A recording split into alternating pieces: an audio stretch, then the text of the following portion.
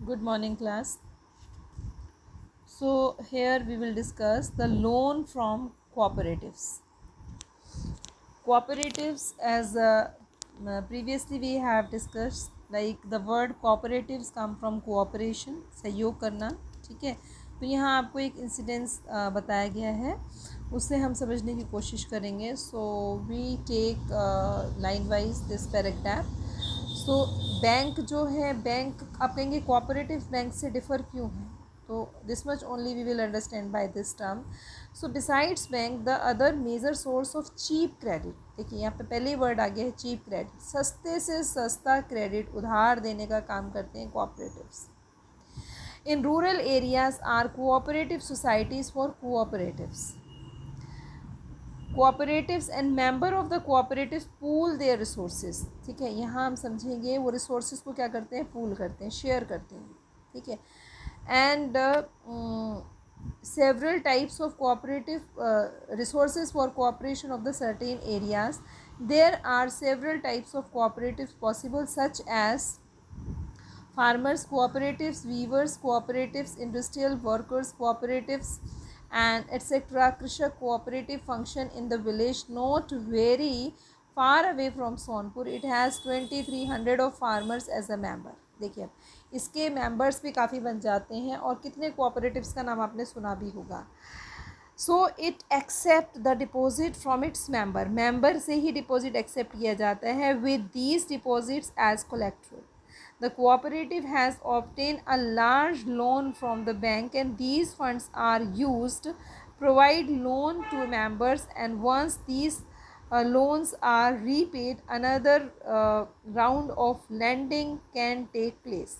तो कृषक cooperatives provide loan और परचेज ऑफ एग्रीकल्चर इम्प्लीमेंट्स. तो कृषक कोऑपरेटिव्स जो है वो लोन प्रोवाइड करते हैं जिससे कि एग्रीकल्चर में वो इम्प्लीमेंट हो सके. लोन फॉर कल्टीवेशन है, एग्रीकल्चर ट्रेड है, फिशिंग है, लोन फिशरी लोन है, लोन फॉर कंस्ट्रक्शन हाउसेस है, etcetera, variety of other expenses. तो गांव में ही, रूरल एरिया का ही हम बात कर रहे हैं, वहाँ की कंडीशन को इम्प्रूव करने के लिए कोऑपरेटिव एस्टेब्लिश किए गए हैं. इन कोऑपरेटिव्स का मेजर रोल क्या है, to provide the cheap credit to the people of village. So this was all about the cooperatives. Now here the formal sector credit in India. यहाँ पर आपको पाई चार्ट से समझना पड़ेगा कि हमारे यहाँ फॉर्मल सेक्टर क्या हुआ, बैंकिंग. तो इस इंडिया में उसका क्रेडिट का रोल क्या है, तो आप इसको बहुत अच्छे से इस डायग्राम को समझ सकते हैं. मनी लेंडर 33% है, कमर्शियल बैंक 25% है, कोऑपरेटिव 24% है, गवर्नमेंट का 1% है, अदर इंस्टीट्यूशनल एजेंसीज जो प्रोवाइड करती हैं लोन वो 2% है. फिर आपका रिलेटिव्स और फ्रेंड्स के पास लोग 8% जाते हैं, लैंडलॉर्ड के पास 1% जाते हैं. आप देखिए ज़रा. एंड अदर इंस्टीट्यूशनल एजेंसीज जो हैं 5% हैं. तो सबसे ज़्यादा किसका रेशियो आ रहा है, मनी लैंडर्स का. ठीक है, अब इसको हम थोड़ा अच्छे से समझेंगे. पुलिस में क्यों लोग इनके पास जाते हैं और क्यों इतना इम्पोर्टेंस कम है, what are the lack behind the policies of government, like all. So we have seen in the above example that people obtain loan from the various sources and various types of loan that can be conveniently grouped as formal sector loan and informal sector loans. ठीक है, अब आपको मैं बताती हूँ. Formal क्या हुआ, bank है. ठीक है, इनफॉर्मल क्या हुआ, रिलेटिव्स है, किनशिप है, मनी लेंडर्स हैं, मतलब कोई भी आम इंसान हो सकता है जो कि पैसे वाला है. So among the former are loans from bank and cooperatives. The information lenders include money lenders, traders, employment relatives and friends, etc. Graph 1 shows about. You can see the various sources of credit which we have read. Household in India, is more credit coming from the formal sector or the informal sector. हम देख सकते हैं, हमने informal sector सबसे ज़्यादा loan यहाँ पर आ रहा है. ठीक है, ऑरेंज कलर से जो शो किया गया है. So the Reserve Bank of India supervises the function of formal sources of loans. For instance we have seen the banks maintain a minimum cash balance out of the deposits they receive. तो वही 15% वो अपने पास रखता है day to day का देने के लिए। RBI monitors the bank actually maintaining the cash balance. RBI बैंकों का बैंक जो कहा जाता है, the bank of bank is called RBI, और ये क्या करता है, is actually maintaining the cash balance, इसके पास कैश बैलेंस होता है। Similarly RBI sees the banks. अब ये फंक्शन आ गए आरबीआई के, तो आपको ये फंक्शन पेपर में आते भी हैं, these function you will learn, ठीक है, ये आपके फंक्शंस हैं। तो sees that give the loan just profit making businessman, not to just, ये ध्यान रखना कि वो खाली बिजनेस, बड़े बड़े बिजनेसमैन को ही लोन ना दे, किसको दे, छोटे लोगों को भी दे, स्मॉल फार्मर्स को, ट्रेडर्स को भी, उसको कल्टीवेटर्स को भी लोन देने हैं, स्मॉल स्केल इंडस्ट्रीज़ को देने हैं, स्मॉल बोरोवर्स को देने हैं। And periodically banks have to submit the information of RBI. जितने भी छोटे बैंक हैं आरबीआई को इन्फॉर्मेशन देनी होती है, how much credit are given to the rich people और द पुअर पीपल या middle class people, how to much they are lending whom and what is the interest rate, किस किस आधार पर कितने परसेंटेज पर लोन दिया गया। So there is no organization we supervise the credit activities lender informal sector. लेकिन informal में यानी कि जो मनी लेंडर्स हैं, लोग हैं, उनके ऊपर ऐसा कोई वॉच नहीं है। And they can land to the whatever interest they, और वो कितना भी इंटरेस्ट ले सकते हैं किसी से भी। आपने देखा 60% we read recently. And there is no one stop them from use unfair means get their money back। मतलब कुछ भी, कोई भी हथकंडे अपना कर वो अपना लोन जो है वो वापस ले सकते हैं। nobody can stop them। compare the formal lenders, most of the informal lenders change a much higher interest of loan। अगर हम कंपैरिजन करते हैं तो इंटरेस्ट रेट बहुत हाई है, रेट ऑफ इंटरेस्ट हो गया आपका जो भी बहुत मतलब comparatively it is high on the informal sector.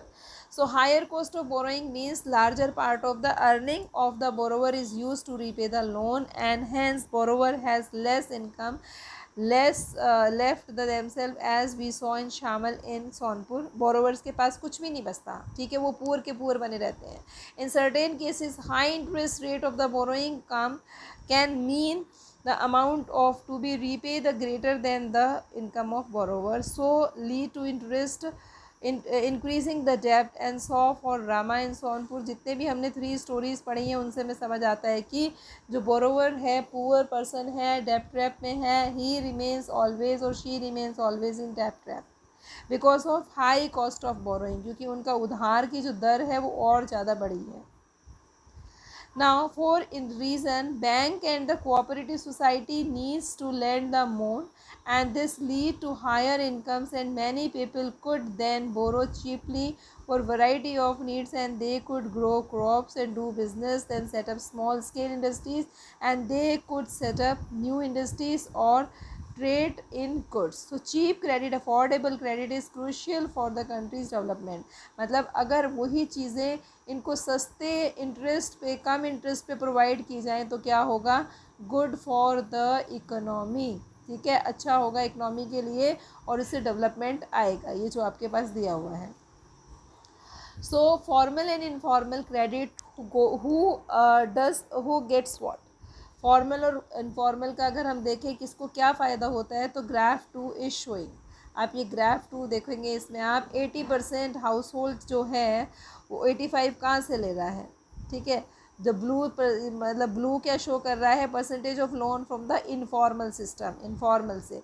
फिर हाउस होल्ड फ्यू असेट्स 53, ठीक है, ये आपका दिखा रहा है। फिर आपका वेल ऑफ हाउस होल्ड कहाँ से लेते हैं ज़्यादातर, तो वो आपका ब्लू कलर्स दिखा रहा है, वेल ऑफ यहाँ से लेते हैं। फिर उसका रिच हाउस होल्ड्स जो है वो 10% है। So people percentage of loan from the formal sectors, तो फॉर्मल सेक्टर से लेने वाले लोग कितने हैं, 90% हो जाते हैं, ठीक है। इनफॉर्मल सेक्टर से लेने वाले लोग जो हैं वो 28% है। तो इस तरीके से यहाँ पर आपको ये ग्राफ शो किया गया है। ज़्यादातर गरीब लोग ही फंसते हैं, क्यों, क्योंकि उनके पास कोई भी सिक्योरिटी नहीं है, कोलेक्ट्रल नहीं है, तो वहीं बार बार अप्रोच करते हैं। और जितने पढ़े लिखे लोग होंगे वो कहाँ जाएंगे, फॉर्मल सिस्टम में जाएंगे। This is particular graph is showing, ठीक है। So let me read fastly it, and shows the importance of formal and informal credit or the people in urban areas. The people in divided into 4 groups, and poor, rich, and shown the figure 85%. ये मैंने सब आपको पढ़ ही दिया है graph, you can read yourself, इसमें हम time waste नहीं करेंगे, ठीक है. Simply can be read by you people. So most of the loan from informal lenders carry a very high interest rate and little to increase the income of the borrower. Thus, it is necessary that bank and cooperatives increase their lending, particularly in the rural areas, so that the dependence of informal sources credit reduce. मतलब अगर हम चाहें, ठीक है, increase bank जो है cooperative क्या है, इंक्रीज देयर लेंडिंग, जो उनकी जो अगर वो कभी बढ़ाते भी हैं रूरल एरियाज़ में, तो ये डिपेंड क्या है, फॉर्मल सोर्सेज पर इनकी कम हो जाएगी, ठीक है, ऑन द इनफॉर्मल सोर्सेज पर कम हो जाएगी, तो इसलिए इनका इंक्रीमेंट होना बहुत ज़रूरी है. सेकेंडली क्या है, वाइल इनफॉर्मल सोर्सेज जो सेक्टर है, लोन नीड टू एक्सपेंड ज़रूरी है. क्यों? इससे क्या होगा, एवरीवन रिसीव, यहीं से लोन लेंगे. और प्रेजेंट टाइम में क्या है, it is richer household who receive from credit, whereas poor have depend on the informal. The importance of the formal credit distributed more equally that poor can benefit from the cheaper loan. ज़रूरी है गांव में इस तरीके की facilities rural area में कराई जाएँ, जिससे क्या होगा, the poor can be benefited. ठीक है, इसको इतना ही करते हैं. अभी लास्ट टॉपिक हमारा सेल्फ हेल्प ग्रुप्स है, that will be discuss in other video. Okay, thank you, have a nice day.